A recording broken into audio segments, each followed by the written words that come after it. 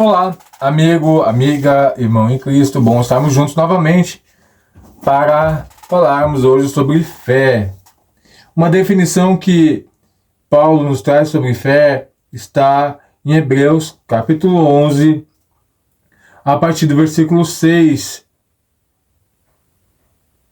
Sem fé é impossível agradar a Deus, pois quem dele se aproxima precisa crer que ele existe e que recompensa aqueles que o buscam.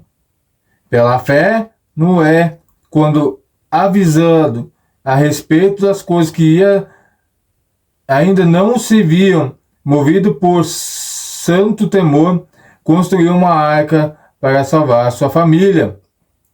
Por meio da fé, ele condenou o mundo e tornou-se herdeiro da justiça, que é a fé.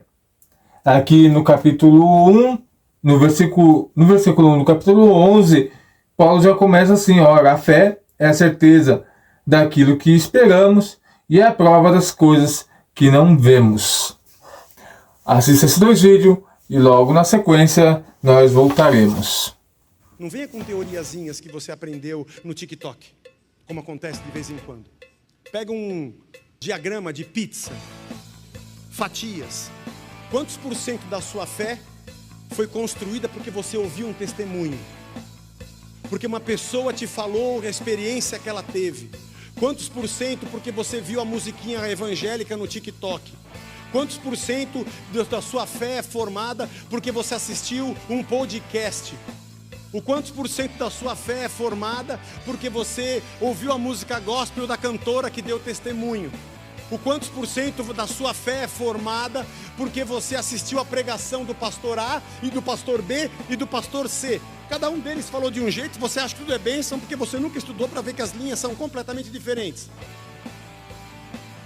Quantos por cento da sua fé é formada pelas sensações e arrepios que você tem? E eu vou te fazer a pergunta que não quer calar: quantos por cento da sua fé existe porque você se aplica a ler e entender o que está sendo dito, para chegar aqui no domingo e falar, Zé, não é? Mas por favor, venha com fundamento do que está na palavra, e não com crendices formadas nesse turbilhão maluco chamado de meio evangelho. Não pode, mas Deus não está preocupado com o que você faz, Ele está preocupado com quem você é. Jesus não veio ao mundo para impedir você de cometer pecados, Ele veio ao mundo para te fazer nascer de novo. Cometer ou não cometer pecados é uma mera consequência de quem você é, porque você faz o que você é. Você faz o que você é. E você é o que você crê. E você crê porque você nasceu de novo. E porque o Espírito habita em você. Não é mais uma questão de poder ou não poder. É uma questão de ser ou não ser filho de Deus. Porque os que são nascidos do Espírito amam as coisas do Espírito. E o que é nascido da carne é carne. É assim que o Evangelho nos ensina. E nós estamos tão habituados à religião que nos molda através de fórmulas, que quando lemos um texto desse, isso aqui não faz nexo. Talvez para a grande maioria do movimento evangélico brasileiro esse texto não faça sentido algum. Como assim não condene Jesus? Eu estou vendo que o cara está com pecado, então você também tem pecado. E não importa o pecado que você comete, importa o pecado que você é. Importa a essência que você tem. Importa a nova natureza que você agora, da qual você se compõe, ou da velha natureza. Porque o cometer pecado ou não cometer pecado, todos vão cometer. Quer dizer então que eu posso cair na gandaia mesmo sendo crente? Lógico que pode, você pode fazer o que você quiser. E a palavra crente não significa nada para Deus. A pergunta não é se você pode ou não pode fazer, a pergunta é por que você está querendo fazer, já que você nasceu de novo. A pergunta não é se você pode ter duas mulheres, a pergunta é por que você quer ter, se você nasceu de novo. A pergunta não é se você pode dar um golpe financeiro na praça, se isso é evangélico ou não, se pode ou não pode, se o pastor deixa ou não deixa. Só se você for idiotizado na infantilidade da religião. A pergunta é, por que você está querendo fazer isso se você nasceu de novo? Hoje Então nós falaremos sobre fé. E hoje nós olhamos para muitas denominações que colocam metas para dizer que desafia a sua fé para que você alcance bens materiais, prosperidade, casa, carro, fama, tudo para massagear o nosso ego. Mas quando nós olhamos para a Escritura e vemos os benefícios do Evangelho e o que ele nos propõe, qual que é a nossa recompensa, nós vemos que estamos na fé, na direção errada. A fé em um Deus que é limitado simplesmente à minha ação. Como assim? Se eu oferto, se eu dizimo, se eu faço alguma coisa, Deus então, ele tem a chave para liberar e trabalhar na minha vida. Isso então não mais condiciona Deus, um Deus todo-poderoso, mas um Deus que estipula regras para poder ter ações.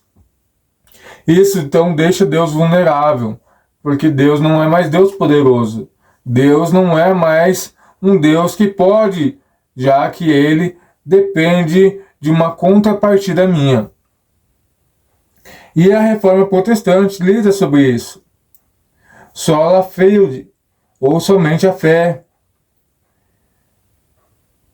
Calvinistas e luteranos, sola fide é um ensinamento de que a justificação, interpretada na teologia protestante como sendo declarada apenas por Deus, é recebida somente pela fé, sem qualquer interferência ou necessidade de boas obras, como eu estava falando agora. Se você aceitar o desafio que estou te colocando, triplicar sua oferta, triplicar seu dízimo, confiar que se você der seu salário esse mês, Deus vai te prosperar, Deus vai te honrar, Deus vai te multiplicar, sendo que Deus não nos prometeu tais coisas. Embora na teologia protestante clássica a fé salvadora é sempre evidenciada, mas não determinada pelas boas obras, alguns protestantes veem essa doutrina como sendo o resumo da fórmula. Fé produz significação e boas obras. E em constante com a fórmula católica, apostólica romana, fé e boas obras rendem justificação.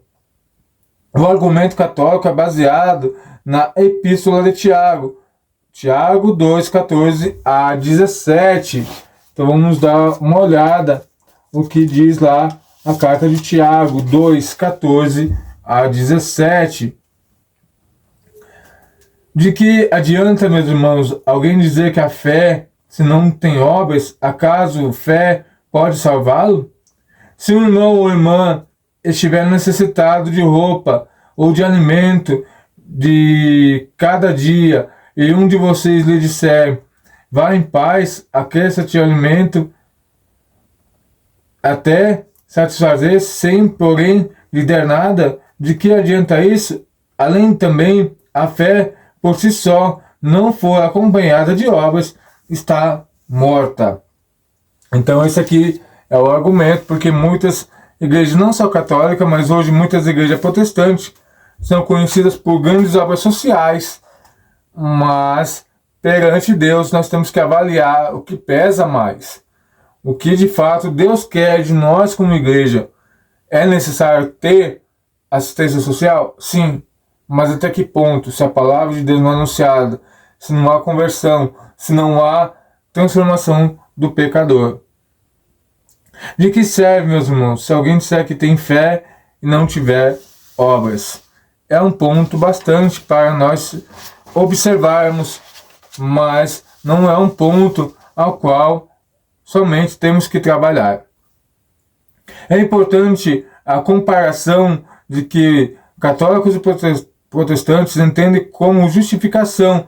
Ambos concordam que o termo invoca a comunicação dos méritos de Cristo para com os pecadores, e não uma declaração de ausência de pecado. Lutero usou a expressão simul justus et peccator, ao mesmo tempo justo e pecador.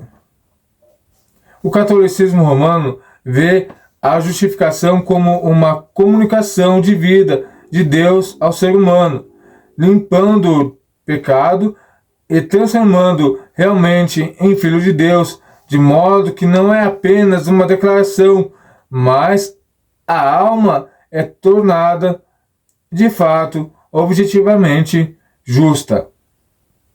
A visão protestante da justificação é que a obra de Deus, através do meio da graça e da fé e da justiça de Deus, é que realizada em nós, através da palavra e dos sacramentos, lei e evangelho, trabalha para matar o ego pecaminoso, de que realizar a nova criação dentro de nós.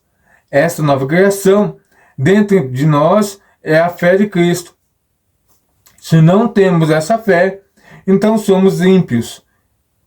Indulgências ou orações não acrescentadas nada são. Todos possuem algum tipo de fé, geralmente é fé em si mesmo, mas precisamos de Deus para destruir continuamente a fé hipócrita e substituí-la para a vida em Cristo. Precisamos da fé em que Deus, através da lei e do Evangelho, palavras, obras e sacramentos, no documento fundador da Reforma, as 95 teses de Martim Lutero, dizendo que o Senhor é Mestre Jesus Cristo, arrependei-vos. Mateus 4,17. Certamente quer que toda a vida e seus crentes na terra seja contínuo arrependimento. E assim esperem mais entrar no reino dos céus através de muitas tribulações do que facilitados diante de consolações infundadas. Atos capítulo 14, versículo 22. Então, por isso, a nossa necessidade de olharmos, meditarmos, refletirmos sobre as Escrituras. Não somente ouvindo o que os pregadores nos púlpitos falam, mas de fato nos convertendo, nos arrependendo e nos direcionar nosso coração a servir a Deus. Sabendo que neste mundo não é fácil, porque o mundo não quer que Deus seja exaltado, Deus seja glorificado. O mundo quer que eu, ser humano, seja idolatrado, exaltado. Não, porque você é o merecedor de tudo. Na verdade, são laços do passarinheiro, como diz o salmista, onde Deus fica de fora e você é o controlador da sua vida, o merecedor de tudo, indo contra o que nos ensina e nos mostra a Reforma Protestante, onde nós tiramos a glória de Deus e colocamos a glória para nós, onde nós tiramos Cristo do centro e colocamos a nossa pessoa, onde nós tiramos a fé em Deus e colocamos a fé em homens. Nós não esperamos mais nada de Deus, nós esperamos que um pastor, que um bispo, que um apóstolo, que um papa certifique que eu vou para o céu, não me atentando que as Escrituras nos ensina, nos dá passos para alcançarmos essas coisas.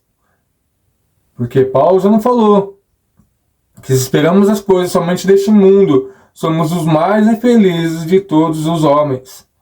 Porque nós temos a oportunidade de nos relacionar com Deus poderoso, com Deus que pode fazer muito mais do que pedimos, pensamos ou imaginamos, mas nós ficamos limitados a ouvir homens exploradores que dizem que a nossa fé tem que ser condicionada a um passo que nós precisamos dar.